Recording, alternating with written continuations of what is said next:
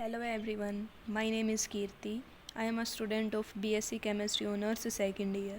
तो आज की इस वीडियो में हम अमाइन के बारे में डिस्कशन करेंगे, जिसमें हम देखेंगे कि अमाइंस बनते कैसे हैं, फर्दर हम अमाइन से क्या क्या बना सकते हैं, उसकी क्लासिफिकेशन और कुछ एक उसकी फ़िज़िकल प्रॉपर्टीज़। तो चलिए शुरू करते हैं।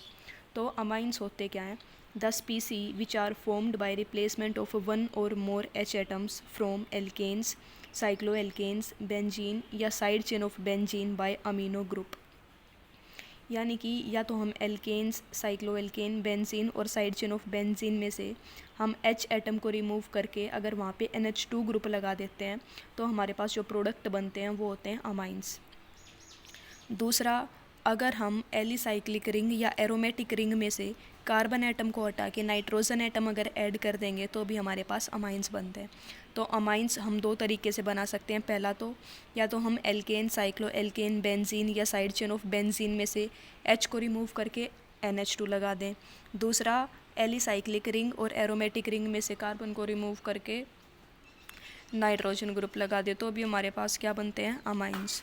ये उसके एग्जाम्पल्स हैं।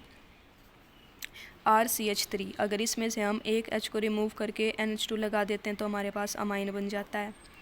साइक्लो एल्केन में से H को रिमूव करके NH2 लगा दिया तो अमाइन बन गया। बेंजीन में से H को रिमूव करके NH2 लगा दिया तो भी हमारे पास अमाइन बनता है। टोलिन में से H को रिमूव करके NH2 लगा दिया तो भी बन गया। और फर्दर यहाँ से हम कार्बन को रिमूव करके नाइट्रोजन ऐड कर देते हैं, यहाँ से हम कार्बन को रिमूव करके नाइट्रोजन ऐड कर देते हैं। तो ये कुछ एग्जांपल्स थे कि हम अमाइन कैसे कैसे बना सकते हैं। अब नेक्स्ट आता है the species which are formed by replacement of one or more H atoms of NH3 by alkyl, cycloalkyl, aryl group, side chain of aryl group. यानी कि कुछ एक स्पीसी ऐसी भी होती हैं जिनको अगर हम अमोनिया का एक H रिमूव करके या तो हम एल्काइल, साइक्लोएल्काइल, एराइल ग्रुप या side chain of aryl group attach कर देते हैं तो बहुत सारे कंपाउंड्स बन जाते हैं। तो इन्हीं कंपाउंड्स को हम क्या बोल देते हैं? अमाइन की क्लासिफिकेशन। तो अब हम देखेंगे अमाइन की क्लासिफिकेशन। तो क्लासिफिकेशन ऑफ अमाइंस में सबसे पहले क्लासिफिकेशन आती है एलिफेटिक अमाइंस। तो एलिफेटिक अमाइंस क्या होते हैं? The compound which are formed by replacement of one or more H atom of ammonia by alkyl group. यानी कि अगर हम अमोनिया के एक H एटम को रिमूव करके वहाँ पे एल्काइल ग्रुप लगा देते हैं तो हमें एलिफेटिक अमाइंस मिलते हैं। और वहीं अगर हम अमोनिया के H एटम को रिमूव करके कोई साइक्लिक ग्रुप वहाँ पे अटैच कर देते हैं तो हमें मिलते हैं साइक्लिक अमाइन। और अगर हम अमोनिया के एक H एटम को रिमूव करके वहाँ पे side chain of aryl group लगा देते हैं तो हमें मिलते हैं एल्काइल अमाइन। तो ये तीन क्लासिफिकेशंस थी अमाइन की: aliphatic amine, cyclic amine, alkyl amine. अब नेक्स्ट हमारे पास आती है टाइप्स ऑफ साइक्लिक अमाइंस। कि अगर हम अमोनिया में से एक H एटम को रिमूव करके कोई साइक्लिक ग्रुप वहाँ पे लगा रहे हैं तो वो फर्दर हम कितने टाइप्स में लगा सकते हैं, अब हम देखेंगे वो। तो ये दो तरीके से हम कर सकते हैं। पहला होमोसाइक्लिक अमाइन, दूसरा हेटेरोसाइक्लिक अमाइन। तो होमोसाइक्लिक अमाइंस क्या होते हैं? The compounds which are formed by replacement of one or more H atom of NH3 by cycloalkane and side chain of benzene. अगर हम H एटम को रिमूव करके cycloalkane लगा देते हैं या साइड चेन ऑफ बेंजीन लगा देते हैं तो जो अमाइंस मिलते हैं वो होते हैं होमोसाइक्लिक अमाइंस। और अगर हम NH3 के H एटम को रिमूव करके एराइल ग्रुप लगा देते हैं तो जो N एटम है वो पार्ट बन जाता है उस रिंग का। और अगर हम एलिसाइक्लिक ग्रुप लगा देते हैं तो जो नाइट्रोजन एटम है वो पार्ट बन जाता है उस रिंग का। यानी कि हेटेरोसाइक्लिक अमाइंस कौन से होते हैं? The compound which are formed by replacement of two or more H atoms of ammonia by aryl group and alicyclic group in which nitrogen atom become part of that ring. तो ये हमारी definition होगी heterocyclic amines की। अब next हमारे पास आता है types of homocyclic amines.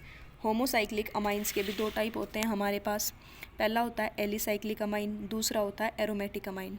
So alicyclic amines कौन से होते हैं? The compound which are formed by the replacement of one or more H atom of NH3 by cycloalkane. अगर हम साइक्लोएल्केन को ऐड कर रहे हैं H को रिमूव करके तो हमारे पास आ जाएंगे एलिसाइक्लिक अमाइन। और अगर हम बेंजीन या फिर साइड चेन ऑफ बेंजीन को ऐड कर रहे हैं अमोनिया में से H एटम को रिमूव करके तो हमारे पास आ जाते हैं एरोमेटिक अमाइंस। अब नेक्स्ट आते हैं टाइप्स ऑफ हेट्रोसाइक्लिक अमाइंस। ये भी दो होते हैं, एलिसाइक्लिक और एरोमेटिक। तो एलिसाइक्लिक कंपाउंड कौन से होते हैं? अगर हम H एटम को रिमूव करके कोई एलिसाइक्लिक ग्रुप लगा देते हैं तो वो एलिसाइक्लिक अमाइन। और अगर कोई एराइल ग्रुप लगा देते हैं जिसमें कि जो नाइट्रोजन एटम है वो भी रिंग का पार्ट बन जाता है तो वो हमारे हो जाते हैं एरोमेटिक अमाइंस। अब ये तो थी classification of amines first way में, जिसके अंदर हमने पढ़ा aliphatic amines, cyclic amines, aryl amines.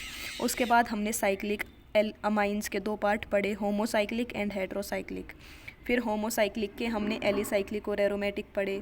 फिर हमने हेट्रोसाइक्लिक के एलिसाइक्लिक और एरोमेटिक अमाइंस पढ़े। अब आती है second way of classification of amines. वो हमारे पास होती है 1 degree amine, 2 degree amine, 3 degree amine and 4 degree amine. तो 1 डिग्री अमाइन कौन से होते हैं? The compound in which the nitrogen atom is linked with 1 carbon atom, उनको हम बोल देते हैं प्राइमरी अमाइन। सेकेंडरी अमाइन कौन से होते हैं? जिसमें जो नाइट्रोजन एटम है वो 2 कार्बन एटम से अटैच हो। टर्शरी अमाइन कौन से होते हैं? जिसमें जो कार्बन एटम है वो जो नाइट्रोजन एटम है वो 3 कार्बन एटम से अटैच हो। और क्वाटनरी अमोनियम सोल्ट कौन से होते हैं? जिसमें जो हमारा नाइट्रोजन एटम है वो 4 कार्बन एटम से लिंक्ड होता है। अब नेक्स्ट हम पढ़ेंगे ज्यूट्राइन और डाइपोलर सोल्ट्स क्या होते हैं। The species which are overall neutral but contains the same number of positive and negative charge are called zwitterion। यानी कि वो आयंस जो कि पॉजिटिव और नेगेटिव दोनों आयंस अपने अंदर कंटेन करते हैं और फिर भी न्यूट्रल होते हैं, उसको हम बोलते हैं ज्यूट्राइन। ज्यूट्राइन बनता कैसे है उसके लिए एक रिएक्शन यहाँ पे लिखी गई है।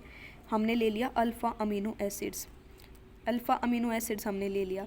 तो अगर ट्रांसफ़र कर देते हैं H पॉजिटिव आयन का, ये वाला जो H पॉजिटिव आयन था ये हमने ट्रांसफ़र कर दिया इस अमोनिया को ही ट्रांसफ़र क्यों गया? क्योंकि अमोनिया के ऊपर क्या थे? लोन पेयर ऑफ इलेक्ट्रॉन्स थे। तो इसने हाइड्रोजन के साथ बॉन्ड बना लिया जिसकी वजह से यहाँ पे नेगेटिव चार्ज आ गया, यहाँ पे पॉजिटिव चार्ज आ गया। तो अब देखा जाए तो इसमें पॉजिटिव चार्ज भी है, नेगेटिव चार्ज भी है, बट फिर भी ये न्यूट्रल है।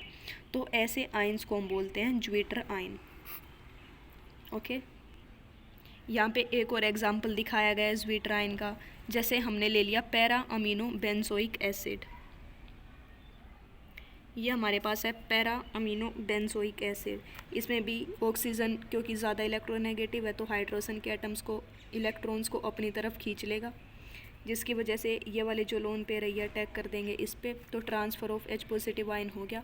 तो यहाँ पे नेगेटिव चार्ज जनरेट हो जाता है, यहाँ पे पॉजिटिव चार्ज जनरेट हो जाता है। तो ये हमारा ज्यूट्राइन मिल जाता है। अब नेक्स्ट आता है स्ट्रक्चर ऑफ अमाइन, कि स्ट्रक्चर ऑफ अमाइन कैसा होता है। Due to presence of lone pair of electrons on central nitrogen atom the amines are pyramidal in shape. क्योंकि अमाइंस का जो स्ट्रक्चर होता है उसमें नाइट्रोजन के ऊपर लोन पेयर ऑफ इलेक्ट्रॉन्स होते हैं, तो अमाइंस जो है पिरामिडल शेप के होते हैं। इस तरह की उसकी शेप होती है पिरामिडल टाइप की अमाइन की। नेक्स्ट हमारा टॉपिक आता है नाइट्रोजन इन्वर्जन। नाइट्रोजन इन्वर्जन क्या होता है? The rapid interconversion of one enantiomeric form into another enantiomeric form due to small energy difference that is 25 kilojoule per mole is called nitrogen inversion. यानी कि एक एनाइसोमेट्रिक form का दूसरे एनाइसोमेट्रिक फॉर्म में convert हो जाना due to small energy difference, उसको हम बोलते हैं नाइट्रोजन इन्वर्जन। और वो जो स्मॉल एनर्जी डिफरेंस होता है वो कितना होता है? 25 किलोजूल पर मोल का। ये एक एनाइसोमेट्रिक फॉर्म थी, ये दूसरी में कन्वर्ट हो जाती है क्यों? क्योंकि इनके बीच में कम एनर्जी गैप होता है, इसकी वजह से। अब ये वाला जो स्ट्रक्चर था यानी कि N methyl ethane amine is chiral due to presence of different group of nitrogen on nitrogen. और ये वाला जो कंपाउंड अब बना है, ये वाला N methyl ethyl amine is not resolvable due to rapid nitrogen inversion. ये एक और एग्जांपल इसका दिखाया गया है। Methane amine is not chiral due to presence of 2 same H atom on nitrogen, क्योंकि ये वाला जो नाइट्रोजन है इस पे 2 सेम H एटम लगे हुए हैं तो ये कायरल नहीं है। But methane amine is not resolvable due to rapid nitrogen inversion, ये रिजोल्वेबल नहीं है क्योंकि नाइट्रोजन का रैपिड इन्वर्जन यहाँ पे हो रहा है। ये इसका एक और एग्जांपल दिखाया गया, quaternary ammonium salt is chiral due to presence of different group on nitrogen. Quaternary ammonium salt is resolvable due to absence of lone pair of electron on nitrogen atom, there occur no nitrogen inversion, क्योंकि यहाँ पे जो nitrogen atom है उस पर कोई loan pair of electron नहीं है तो ये रिजोल्वेबल नहीं है और कोई नाइट्रोजन इन्वर्जन नहीं होगी। और जबकि ये वाले जो एग्जांपल थे इनमें नाइट्रोजन के ऊपर लोन पेयर ऑफ इलेक्ट्रॉन था जिसकी वजह से नाइट्रोजन इन्वर्जन हो रही थी। नेक्स्ट अब हमारा टॉपिक आता है नोमेनक्लेचर ऑफ अमाइन। तो नोमेनक्लेचर ऑफ अमाइन वही है जैसे सबका होता है, पहले सेकेंडरी प्रीफिक्स आएगा, फिर प्राइमरी प्रीफिक्स आएगा, फिर word root, then primary suffix and then secondary suffix. तो ये कुछ एग्जांपल दिए गए हैं इसके, प्रोपेन 1 अमाइन और प्रोपेन अमाइन। तो इसका नाम प्रोपेन 1 अमाइन और प्रोपेन अमाइन क्यों है, क्योंकि कार्बन एटम तो कितने हैं, तीन है, तो इसके लिए वर्ड रूट क्या आ जाएगा हमारे पास, प्रोप। सभी सिंगल बॉन्ड है तो हमारे पास क्या आ जाएगा, एन, क्योंकि अमाइन जो है वो एक ही कार्बन से अटैच है तो आ गया, मतलब 1 डिग्री भी हम बोल सकते हैं, बट क्योंकि फर्स्ट नंबर ऑफ कार्बन से अटैच है तो आ गया फर्स्ट, और अमाइन ग्रुप अटैच है तो आ जाता अमाइन। तो ऐसे करके इसकी बेसिक से नोमेनक्लेचर होती है। ये इसके फर्दर एग्जांपल दिए गए हैं।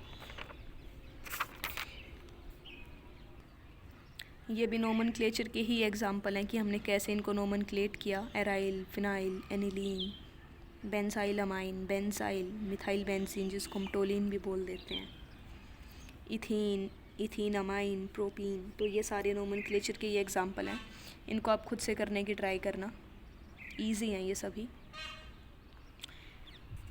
नेक्स्ट अब हमारा आता है numbering in heterocyclic compound containing N as hetero atom and type of amine, यानी कि हम नंबरिंग कैसे करेंगे उन कंपाउंड में जिनमें नाइट्रोजन है एज हेट्रो एटम। तो इनमें जो नंबरिंग है ना वो एंटी क्लॉकवाइज चलती है, एक तरीके से हम बोल सकते हैं। जैसे कि ये पायरोल है, पायरोल में नाइट्रोजन यहाँ पे प्रेजेंट है, इसको हमने नंबरिंग दे दी 1, तो 2 3 4 5। इस वाले में कैसी होगी, साइक्लिक होगी। नेक्स्ट अब फ्यूरान है, क्योंकि नाइट्रोजन था तो साइक्लिक हो जाती है। फ्यूरान वाले में क्या हो गया, ऑक्सीजन को 1 दे दिया, 2 3 4 5। ट्राइफीन में भी 1 2 3 4 5। इंडोल में भी 1 2 3 4 5 6 7 8 9। ऐसे नहीं होगा कि 1 2 3 4 5 कर दिया, नहीं, पूरा ऐसे सिस्टमेटिकली हमें नंबरिंग करते हुए चलना है, इसको बोलते हैं इंडोल। ऐसे ही पायरिडीन, क्विनोलाइन, आइसोक्विनोलाइन, ये कुछ एग्जांपल्स थे इसके। अब एक इम्पोर्टेंट नोट क्या है कि all heterocyclic compound containing N atom as hetero atom are amines which may be 1 degree 2 degree 3 degree or in the form of quaternary ammonium salt. इसमें यही बताया गया कि जितने भी हेट्रोसाइक्लिक कंपाउंड जो कि नाइट्रोजन कंटेन करते हैं वो अमाइंस ही होते हैं, चाहे प्राइमरी हो, सेकेंडरी हो, टर्शरी हो या फिर क्वाटनरी हो। ये इसके एग्जांपल्स दिए गए हैं। टेट्राहेड्रोफ्यूरान, THF के नाम से इसको जाना जाता है। नेक्स्ट अब आती हैं physical properties of amines. Nature of bonding between molecule, यानी कि हाइड्रोजन बॉन्डिंग इनके बीच में होती है, तो बिकॉज ऑफ हाइड्रोजन बॉन्डिंग इनके बीच के बॉन्ड को तोड़ने के लिए ज़्यादा हीट की रिक्वायरमेंट हमें होती है। हाइड्रोजन बॉन्डिंग होने के लिए किसी भी कंपाउंड में कंडीशन क्या क्या होती है, पहला तो हाइड्रोजन एटम प्रेजेंस होना चाहिए, और दूसरा हाइड्रोजन एटम जो है वो मोर इलेक्ट्रोनेगेटिव एटम से अटैच होना चाहिए, तभी हम किसी कंपाउंड में हाइड्रोजन बॉन्डिंग करा सकते हैं। अब due to presence of intermolecular hydrogen bonding between amine molecule, amines जो हैं एसोसिएशन शो कर देते हैं, इनकी स्टेट ऑफ सब्सटेंस चेंज हो जाती है हाइड्रोजन बॉन्डिंग की वजह से। ये विस्कोसिटी शो करते हैं हाइड्रोजन बॉन्डिंग की वजह से। इनका बॉइलिंग पॉइंट हाई होता है हाइड्रोजन बॉन्डिंग की वजह से। तो एसोसिएशन क्या होते हैं, क्योंकि हाइड्रोजन बॉन्डिंग बना लेते हैं तो ये एसोसिएटेड मॉलिक्यूल्स बना लेते हैं। स्टेट ऑफ सब्सटेंस से लिक्विड स्टेट में एग्जिस्ट करते हैं और इनकी फिशी ओडोर होती है।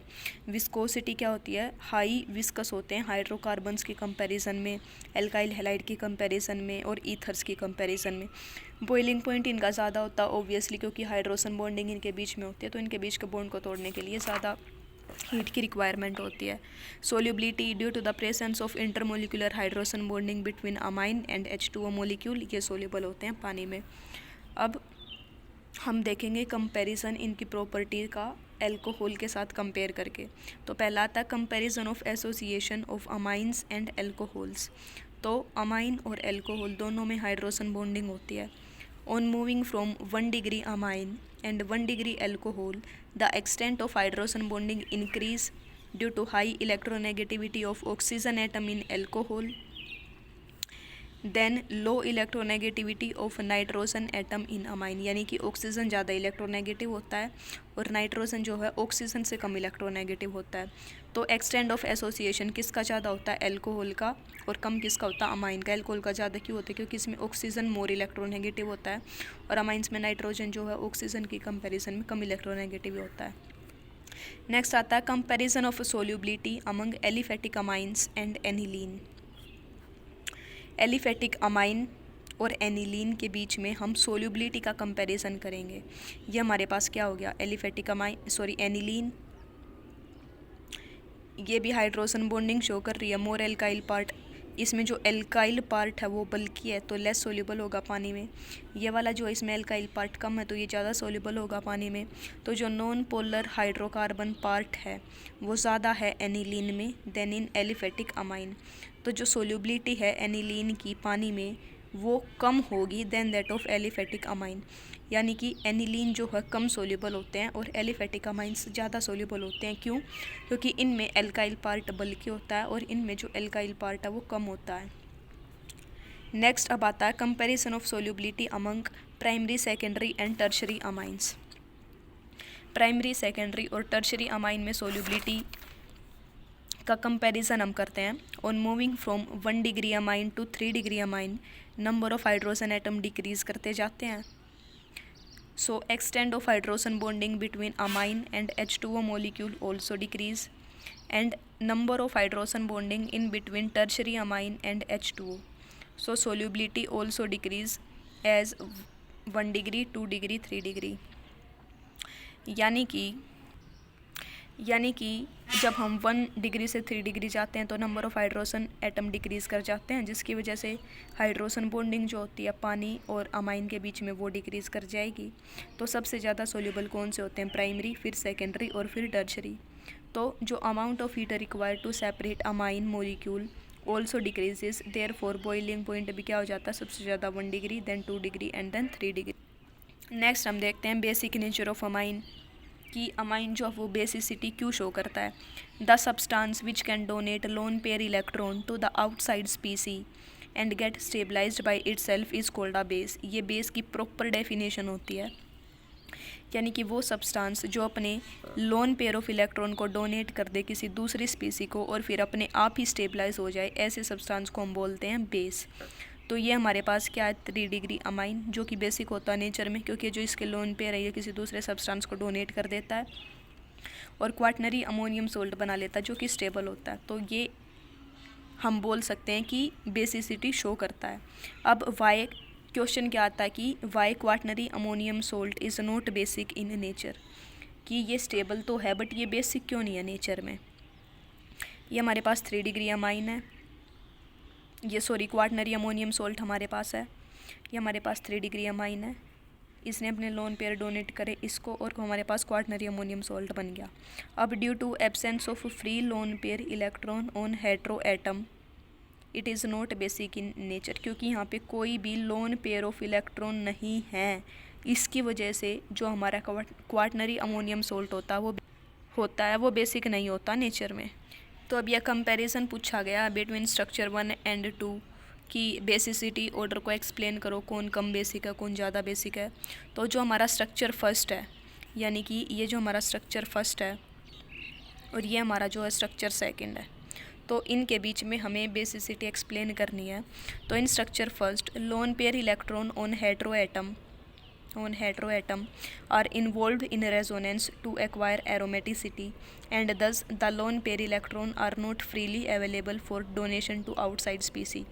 यानी कि ये जो स्ट्रक्चर फर्स्ट में जो मोलिक्यूल हैं उनमें जो हेट्रो एटम हमारे पास प्रेजेंट हैं, उनके जो लोन पेयर हैं वो हम रेजोनेंस में काम में ले रहे हैं उनको, तो वो फ्रीली अवेलेबल नहीं है आउटसाइड स्पीसी को अपने lone pair of electron donate करने के लिए। बट जो स्ट्रक्चर सेकंड है, lone pair electron on hetero atom are not involved in resonance and thus the lone pair electron on hetero atom are freely available for donation to outside reagent. इसमें जो hetero atom है उसके जो lone pair है वो resonance में participate नहीं कर रहे हैं, तो ये ईजिली आउटसाइड स्पीसी को अपने लोन पेयर ऑफ इलेक्ट्रॉन को डोनेट कर सकते हैं। तो स्ट्रक्चर सेकंड के जो मॉलिक्यूल्स हैं वो ज़्यादा बेसिक हैं देन स्ट्रक्चर फर्स्ट के। तो आज की वीडियो में बस इतना ही, बाकी के बचे हुए जो टॉपिक्स हैं इस चैप्टर के वो हम कवर करेंगे फर्दर और वीडियोस में। So thank you for watching this video.